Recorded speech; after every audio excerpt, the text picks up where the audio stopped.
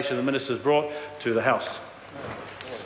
Honourable David Cunliffe. Mr Chairman, it's a pleasure to take a call on this Taxation Annual Rates Returns Filing Remedial Matters Bill. They always have such exciting titles.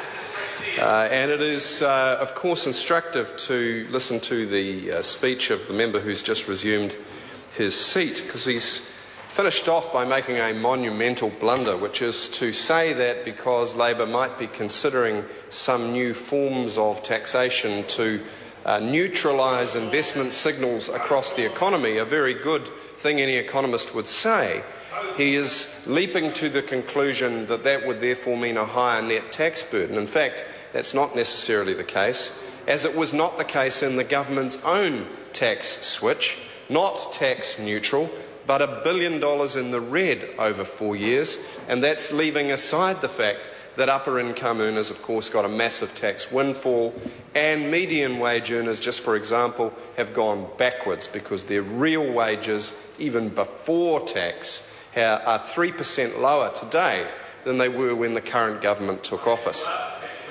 Looking at the title of this bill, Mr Chairman, and looking at Maggie Barry opposite and thinking about annuals and perennials, I'm reminded that while the rates revision is an annual gardening term, the Minister in the chair is in fact a perennial Minister of Revenue. In fact, so perennial is the Minister that he is now amending his own amendments to his own bills on previous amendments from previous governments.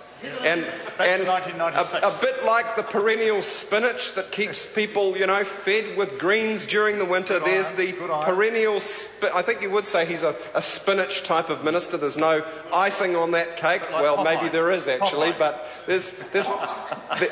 he's more a meat and potatoes man, isn't he?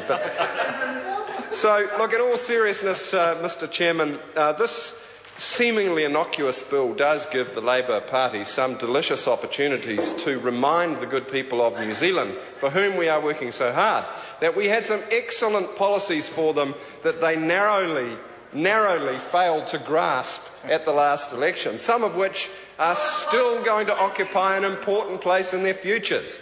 For example, KiwiSaver. This bill tinkers with KiwiSaver. National's big bad savings secret was, wait for it, first off they reduced the member contribution rate from 4% to 2%. That was brave.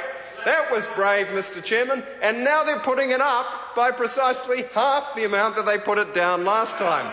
Stirring stuff from the National Party. They've half re-amended their own amendments. Would the member for Rotorua like to consider that one in relative silence? That would be lovely. Because the really important thing about this is that Labor's universal KiwiSaver plan achieved the objective of growing New Zealand's savings rate by, wait for it, 4 times the rate of National's tepid plan, part of which we are, rather sadly and forlornly debating tonight. 4 times more opportunity for New Zealand mums and dads to save for their future, to build up a nest egg. And for somebody who starts out and work in their mid-20s and saved at the minimum wage, that was going to be at least $500,000 by the time they hit 65. A really important complement to their superannuation, and a real opportunity to get a deposit on a house, to have a nest egg to buffer them from major ill fortune. But to remember that Labor's savings plan would have had a rate of savings increase 4 times faster than this tepid little amendment in this bill. 4 times. Kiwis would be 4 times better off under Labor's plan than under this so qualified little change, which only half reverses their previous backsliding.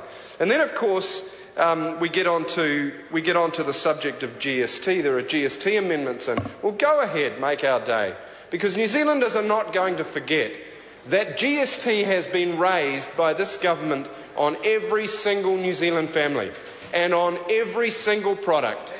The school books, the shoes, the raincoats, the milk, the bread, you name it, it's all gone up to 15%. Mr Speaker, Kiwis can't afford that. They can't afford that. That was why Labor offered some relief in that area in the last... Mr Chairman. Honourable Peter Dunn. Mr Chairman. Honourable Peter Dunn. Mr Chairman, I cannot let the moment go without injecting a note of reality.